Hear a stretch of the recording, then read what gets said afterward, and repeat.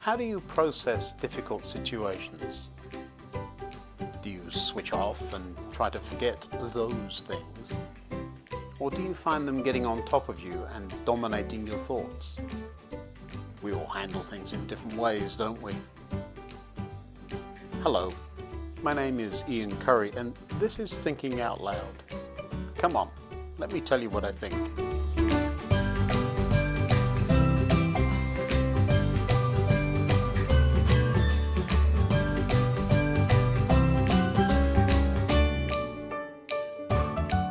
Some of my friends change the subject when I try to talk about dark times, while others say things like, "Oh, isn't it awful?" but offer no encouragement at all and certainly don't have good answers to those hard questions. I think you've probably noticed by now that my thinking place often involves a visit to the train room.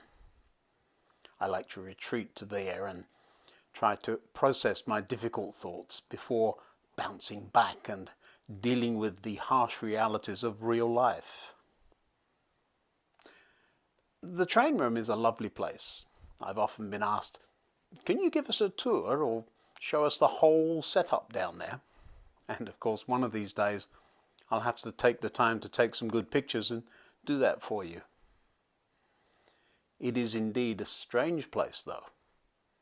Certainly, I enjoy having visitors, and many a happy hour has been spent there chatting away, but usually visitors don't notice the things that are hiding in plain sight right there.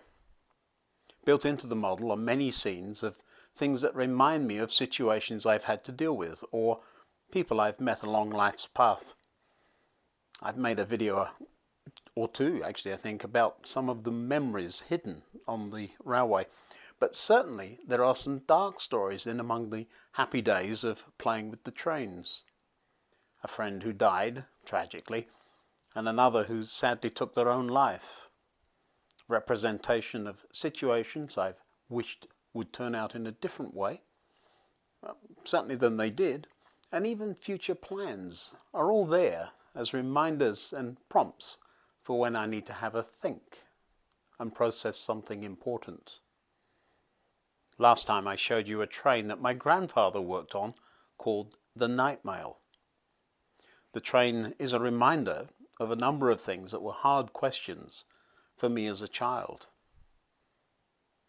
If you mention the name Ronnie Biggs in England, most older people at least will have some idea of who you're talking about.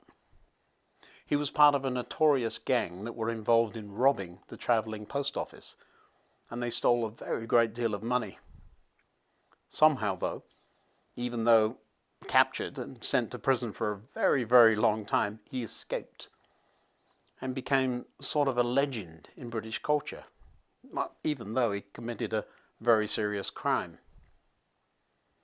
There aren't many crimes or criminals that are remembered more than 50 years later, but the Great Train Robbery and Ronnie Biggs certainly are stuck in British culture. As a young boy, I didn't understand what holding up a train was. I imagined someone lifting it up and shaking the money out of it or something.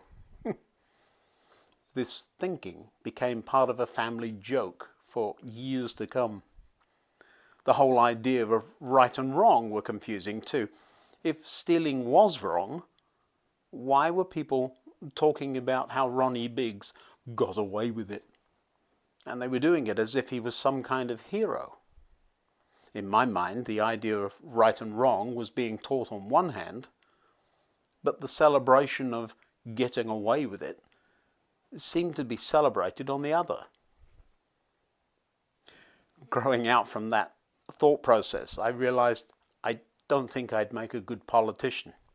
I just don't like the idea of having to allow bad things to happen, to negotiate yourself into a position that is ultimately supposed to be better for everyone. I think it's called choosing the lesser of two evils or something, isn't it? The train room is a place I've often had to process choices. Well, and decisions that I have no idea of the outcome. It can be quite a struggle sometimes processing things like that, can't it? I mean, when you know something is wrong and you have to ask God to sort the mess out, and then it just seems to get worse. What do you do? Have you ever wished that you could change something, or you wished good would triumph over evil just for once? Do you remember last week I talked about writing poetry from time to time? Sometimes I do that just to play with words, but sometimes it's a way to express some of those dark thoughts and try to process difficult situations or even more difficult questions. Well, since last week, I wrote a poem called The Struggle. Usually I don't share poems I write, and I don't think I've ever read them out loud. But with all that's going on right now, I thought perhaps you might be asking the same questions and having the same thoughts I am.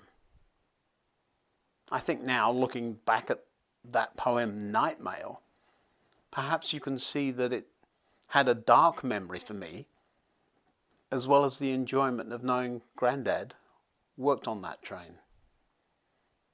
And the cadence of the poem, of the train moving along, is tempered by knowing it was stopped and robbed. Asking really big questions can be tough, can't it? Doing the right thing and being rewarded with scorn or rejection is never fun. The poem, of course, draws from the end of Matthew chapter 25, and you can read that later if you like. I'll put the poem on the screen so you can read it along with me. The Struggle. Why do the wicked get their way? Why can they take and never pay? Is this the way it has to play? The lowly grandma has no say. The city with the open market is now a politician's target. Information twisted twice pretends no one will pay a price. I knew this place so very well, but now it is a burned out shell. A building that once had a soul instead is now an empty hole. War-torn cities, torn, they're shredded. The news crew's showing what we've dreaded. We're cheering for a massive win. The chances, though, are very thin. Tradition wants to join in too. That rascal always has a view. So cute, so fuzzy, yet uncouth. Tradition tries to hide the truth. Oh, here comes the crystal ball. Future stuff's no fun at all. Life and family, on the line. Truth and justice, in decline. My role in this is not rage fueling, but faithfulness, a human being. My wish is for a world to care, encouraged, watching strangers share. Why do the wicked do so well? I think they all should burn in hell, but that is there for God to do. It isn't up to me or you. Greed and selfish acquisition, this, the ruling class position. I needed clothes, a scarf, a hat. You wouldn't even give me that. I needed food, but you were rude, more concerned with your apparel than opening up the water barrel. I was that stranger, alone, in danger, in a bombed out basement hidden, freezing cold and bullet ridden. Away with you. Here's what is needed. My words, it seems, have gone unheeded. I tell the truth, no lies so fake. The price you'll pay is I'll forsake. The least of these shows disrespect. Eternity it will affect. Why do the wicked do so well? A place for them is sealed in hell. Until next time, goodbye.